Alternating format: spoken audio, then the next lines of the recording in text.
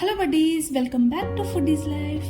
ఈరోజు మన ఛానల్లో ఒక కమ్మటి స్వీట్ని అయితే చెప్పబోతున్నాను. ఇది నోట్లో అలా వేసుకుంటే ఇలా కరిగిపోతుంది. దీన్ని కనుక మీరు ఇంట్లో ప్రిపేర్ చేసి పెట్టినట్లయితే ఇంట్లో అందరూ ఫిదా అయిపోవాల్సిందే, అంత బాగుంటుంది ఈ స్వీట్.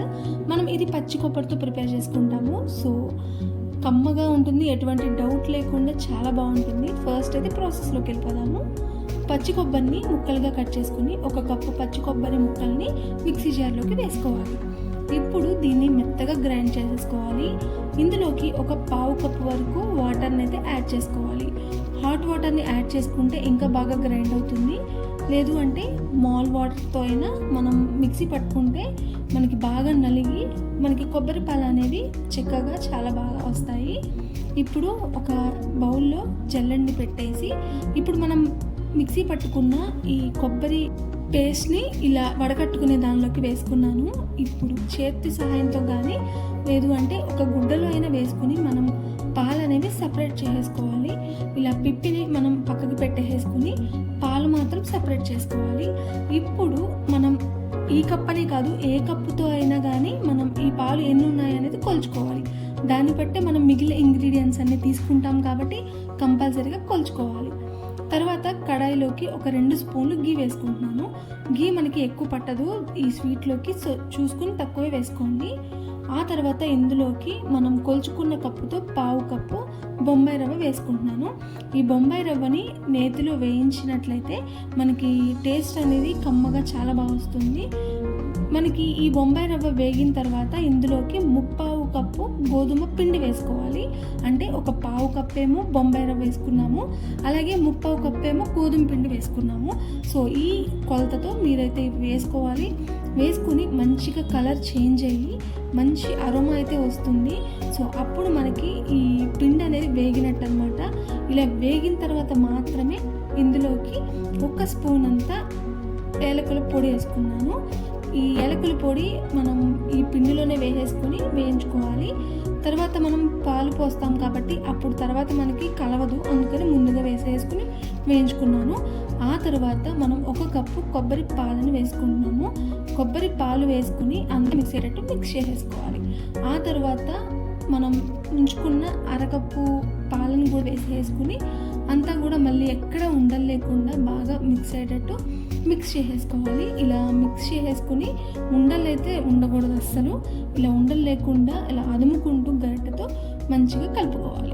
ఇలా కలుపుకున్న తర్వాత మనకి ప్యాన్ నుంచి సెపరేట్ అవుతుంది పిండి అనుకున్నప్పుడు స్టవ్ ఆఫ్ చేసేసుకుని పక్కన పెట్టేసుకోండి. ఇప్పుడు పాకం కోసం 1 కప్పు పంచదారని మనం ప్యాన్లోకి వేసుకున్నాము. వేసుకున్న తర్వాత ఒకరైతే పోసుకుంటున్నాను. అంటే 1 కప్పు పంచదారకి 1 కప్పు వాటర్ అనమాట. అంటే 1:1 రేషియోలో మనం పంచదార నీళ్లు వేసుకోవాలి. మనకి పంచదార కరిగితే సరిపోతుందండి, ఎక్కువ పాకం అవసరం లేదు. మనకి గులాబ్ జామ్కి ఎలా అయితే పాకం పట్టుకుంటామో అదేవిధంగా దీనికి కూడా పాకం పట్టేసుకోవాలి. తర్వాత ఇప్పుడు మనం ముందుగా కలిపి పెట్టుకున్న పిండి చల్లారింది. దీన్ని బాగా చేత్తో ఒత్తుకొని చపాతీ పిండిలాగా ఆ తర్వాత మనకి అన్నీ కూడా సమపాలాల్లో పోర్షన్స్గా మనం ఫస్టే పక్కన పెట్టేసుకోవాలి. ఎందుకంటే ఒకటి చిన్నది ఒకటి పెద్దది రాకూడదు కదా. సో అందుకని ఇప్పుడు ఒక్కొక్క పిండిని తీసుకుని ఒక్కొక్క ముద్దని తీసుకుని ఇలా నేను చూపిస్తున్నట్టు ఈ షేప్లోకి అయితే మీరు మోల్డ్ చేసేసుకోండి. మీకు ఈ షేప్ అనే కాదు, ఏ షేప్ అయితే మీకు నచ్చుతుందో ఆ షేప్లో ప్రిపేర్ చేసుకోవచ్చు. ఇలా మధ్యలో ఒక హోల్ లాగా పెట్టుకుని ఇక్కడ నేను టూత్ పిక్ సహాయంతో ఇలా చుట్టూరా కూడా మార్క్స్ అయితే పెడుతున్నాను. అంటే ఒక ఫ్లేవర్ టైప్ అనమాట, అలా పెట్టుకున్నా నేను. మీకు ఏ షేప్ కావాలి అనుకుంటే ఆ షేప్లో మీరు ఈ స్వీట్ని ప్రిపేర్ చేసుకోవచ్చు. సో అన్నీ కూడా ఇలానే మనం ప్రిపేర్ చేసేసుకుని ఫస్ట్ అయితే పక్కన పెట్టేసుకుందాము. ఇలా అన్నీ కూడా రెడీ అయిపోయాయి కదా.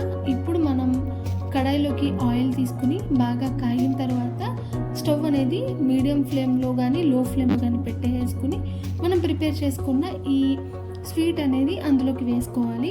ఇలా వేసుకున్న తర్వాత వెంటనే కదపకూడదు, కాసేపు ఉంచేసి 2 వైపులా కూడా బాగా వేయించుకుని కలర్ చేంజ్ అయ్యేంత వరకు ముంచేసేసుకుని ఆ తర్వాత దాన్ని పాకంలోకి వేసుకోవాలి. వేడిగా ఉన్నప్పుడు మాత్రమే పాకంలో వేయి, అప్పుడే మనకి రసం పీల్చి అంటే ఈ పాకాన్ని పీల్చి టేస్ట్ చాలా బాగుంటుంది. అలాగే మిగిలినవి కూడా ఆయిల్లో వేసేసుకుని బాగా వేయించేసుకుని పాకంలో వేసేసుకుంటే మనకి ఒక 10 నిమిషాల్లో పాకం పీల్చేసి స్వీట్ అనేది చాలా టేస్టీగా చాలా బాగుంటుంది. ఇది మీరు కంపల్సరీ ట్రై చేయండి.